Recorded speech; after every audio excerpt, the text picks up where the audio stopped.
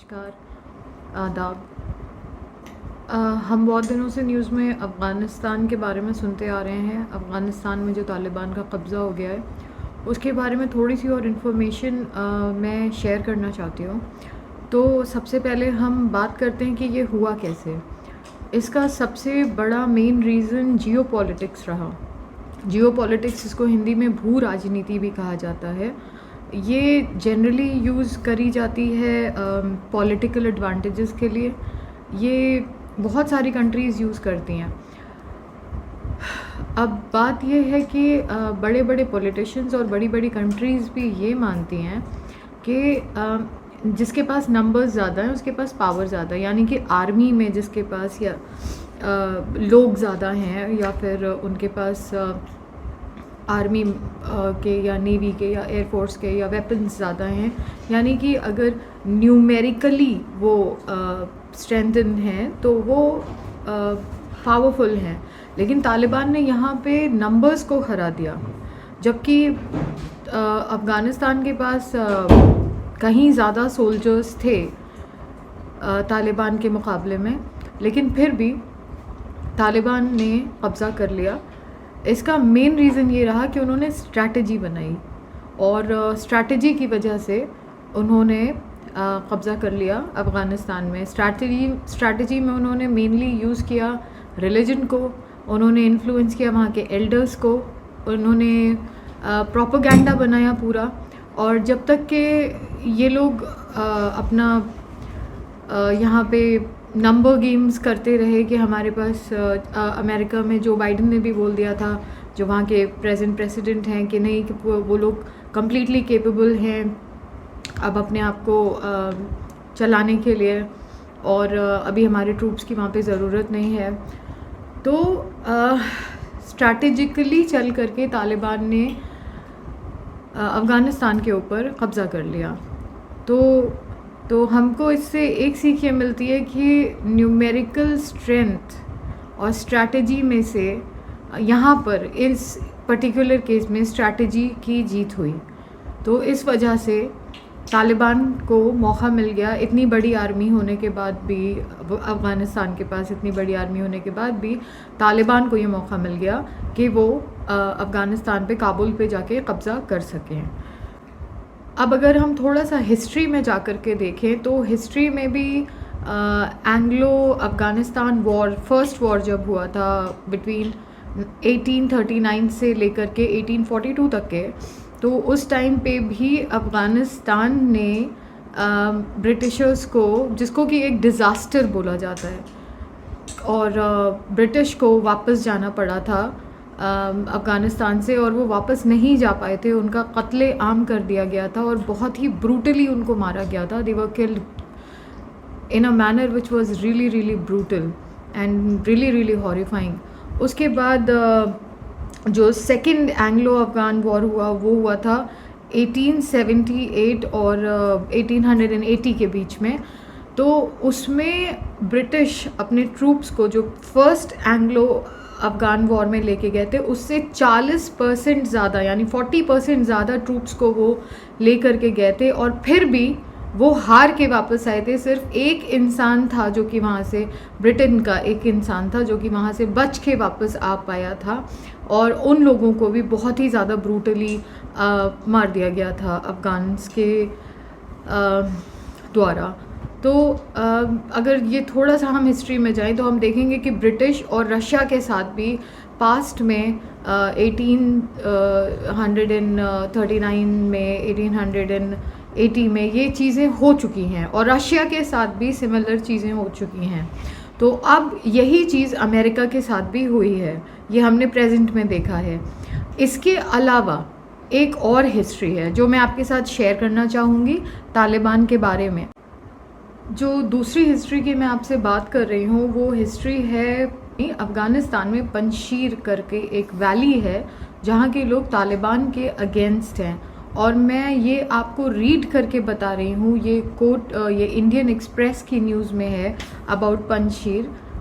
There is a place in Afghanistan which is called Panjshir valley and it is the last remaining anti Taliban forces. यानी कि ये इकलौती force है अफ़गानिस्तान में जो कि एंटी तालिबान है. They are now working on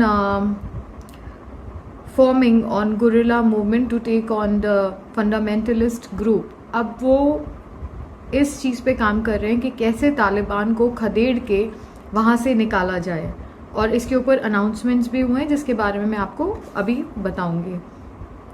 the valley is in the north and is the last place that offer any resistance to Taliban, which of course is the extremist group. It is located in the northeast of the capital Kabul, around 150 kilometers. यानी कि ये north east की तरफ, काबुल के north east की तरफ around 150 kilometres वहाँ से पड़ता है. ये एक वैली है जो कि बहुत खूबसूरत वैली है. मैंने इसकी पिक्चर्स देखी हैं, आपके साथ शेयर भी कर रहे हैं. और ये नॉर्थ की तरफ पड़ता है. और इन्होंने आज भी और हिस्ट्री में हमेशा भी इन्होंने रेजिस्ट किया है. इन्होंने ख़िलाफ़ रहे हैं तालिबान के अफ़गानिस्तान में उनके एग्जिस्टेंस के लिए. ये उनके ख़िलाफ़ रहे हैं.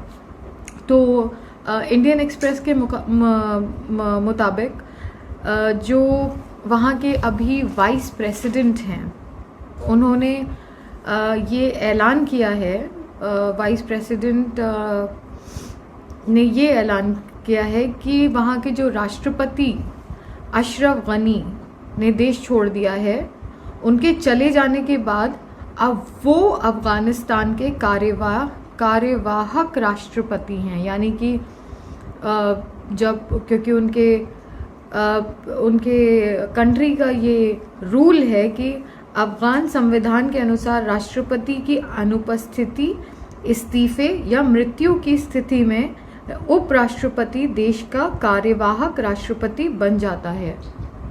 तो वो as a working president, as an acting president वहाँ पर काम करेंगे.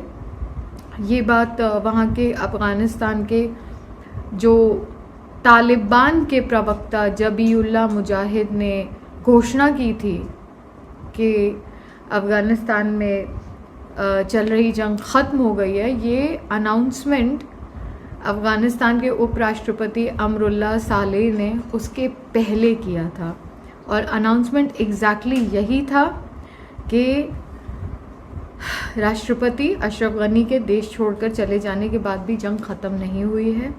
और आई एम श्योर, जहाँ तक मेरा मानना है, ये जो उपराष्ट्रपति हैं अफ़गानिस्तान के, और ये जो पंशीर वैली के पंशीर के शेर कहे जाते हैं, ये एक तरह से इनसे कुछ उम्मीद है कि ये अभी इस चीज़ को आगे बढ़ाएंगे और तालिबान को खदेड़ने की कोशिश करेंगे अफ़गानिस्तान से, और वहाँ के हालात सुधरेंगे. और अब ये तो आगे फ्यूचर में ही पता चलेगा कि क्या होता है और क्या नहीं होता है. कुछ ख़बरों के मुताबिक ये भी पता चला है कि शायद जो वहाँ के उपराष्ट्रपति हैं वो तालिबान के साथ बातचीत करें और बातचीत करके इस मसले का एक हल निकालें कि अगर तालिबान इस चीज़ पे राज़ी हो जाता है कि जो अफ़गानिस्तान का संविधान है उसके हिसाब से चला जाएगा, तो शायद वो इस चीज़ के ऊपर शायद राज़ी हो जाए. लेकिन इंडियन एक्सप्रेस के हिसाब से उन्होंने साफ साफ ये बोला है that I will never ever and under no circumstances bow down to the Taliban terrorists. उन्होंने वर्ड यूज़ किया है terrorists, Taliban terrorists. Unlike other countries like China, Pakistan, जिन्होंने उनको टेररिस्ट नहीं बोला, उन्होंने उनको एक्सेप्ट कर लिया एज इट इज़. अफ़गानिस्तान के वाइस प्रेसिडेंट इटसेल्फ उनको टेररिस्ट बुला रहे हैं. तो अभी ये थोड़ा सा इसमें कन्फ्यूजन है कि BBC के न्यूज़ के अकॉर्डिंग उनका हो सकता है कि तालिबान के साथ बातचीत हो, लेकिन इंडियन एक्सप्रेस के ख़बर के मुताबिक ये चीज़ उन्होंने बोली है कि I will never ever bow down to the terrorists which is Taliban. तो इस चीज़ को हमें देखना पड़ेगा कि आगे क्या होता है, क्योंकि तालिबान एक एक्सट्रीमिज़म में बिलीव करता है, रेडिकल इस्लामिज़म में बिलीव करता है। उनके जो इंटरप्रिटेशन है इस्लाम का वो एक्चुअल इस्लाम से डिफरेंट है। तो ये एक रेडिकल कैटेगरी में ही आता है, तो इसलिए इसका अपोज करना चाहिए मेरी ओपिनियन में। आपकी ओपिनियन क्या है मुझे नहीं पता, लेकिन हाँ, ये किसी भी रिलीजन में अगर ये एक्सट्रीमिज़म आ जाता है तो फिर वो प्रॉब्लम्स क्रिएट करता है। इस्लाम का जो एक्चुअल इंटरप्रिटेशन है उसको हमें इंट्रोस्पेक्ट करना पड़ेगा, हमें समझना पड़ेगा और हमें दुनिया को समझाना भी पड़ेगा कि जो तालिबान की सोच है वो एक्चुअली इस्लाम नहीं है। इस्लाम में बहुत सारी चीज़ें ऐसी हैं जो कि मिस अंडरस्टैंडिंग, मिस कम्युनिकेशन या फिर इस तरीके से प्रेजेंट करी जाती हैं जो कि कुरान में या फिर किसी भी हदीसों में नहीं बोली गई हैं। तो इस्लाम, और सबसे बड़ी बात तो ये कि आप लोगों ने भी वो खौफनाक और वो दर्दनाक पिक्चर्स देखी होंगी और वीडियोस देखी होंगी जिसमें कि लोग किस तरह से अपनी जान बचाने के लिए वहाँ से भाग रहे हैं, अपना सब कुछ माल दौलत पैसा घर कारोबार छोड़ के, वो भी मुसलमान ही हैं। और तो इस्लाम को हम तालिबान के नज़रिए से नहीं देख सकते। तो इस चीज़ से हमें दो लेसन्स मिलते हैं। पहला लेसन हमें ये मिलता है कि कोई भी रिलीजन हो, अगर वो चाहे वो इस्लाम हो चाहे वो कोई भी रिलीजन हो, अगर वो इन्फ्लुएंस कर रहा है लोगों को रिलीजन के नाम पे और उसको नेशनलिज्म का जामा पहना रहा है साथ में, तो वो चीज़ डिज़ास्टर की ही तरफ लेके जाती है। वो प्रोग्रेसिव नहीं होती है, वो डिज़ास्टरस ही होती है।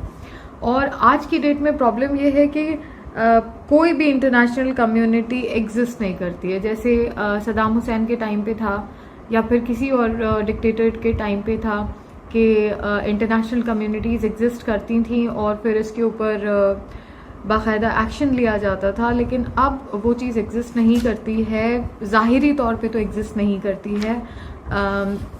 तो कोई भी इंटरनेशनल कम्युनिटी सामने नहीं आने वाली है टू सेव अफगानिस्तान। और दूसरी चीज़, जो बाइडन जो कि यूएसए के प्रेसिडेंट है, उन्होंने ये भी कहा था कि नो सडन इवैक्यूएशन होगा किसी भी कंट्री से उनके ट्रूप्स का, जो कि हो रहा है। तो यहाँ पर भी जो बाइडन ने अपने बात से पलटे हैं। और इससे जो दूसरा लेसन हमें वो मिलता है वो ये मिलता है कि पावर पाने के लिए acquiring power by extreme ideology of any religion ends up in disaster. So exploiting religion, religious sentiments को यूज़ करना और उसको जामा पहना देना नेशनलिज्म का, ये सिर्फ अफ़गानिस्तान के लिए नहीं, ये दुनिया की हर एक कंट्री के लिए, ये या फिर दुनिया के हर एक प्रांत के लिए या जगह के लिए, एक छोटे से एरिया के लिए भी ये चीज़ मैटर करती है। तो ये दो लेसन्स हैं जो कि हमें इस वीडियो से मिलते हैं। होप करती हूँ कि ये वीडियो आपको थोड़ा सा इन्फॉर्मेटिव लगा होगा। और कोई भी क्वेश्चंस हों आपके या फिर आपको इसमें कुछ भी और ज़्यादा इन्फॉर्मेशन चाहिए हो तो आप नीचे कमेंट बॉक्स में कमेंट्स कर सकते हैं। Thank you very much.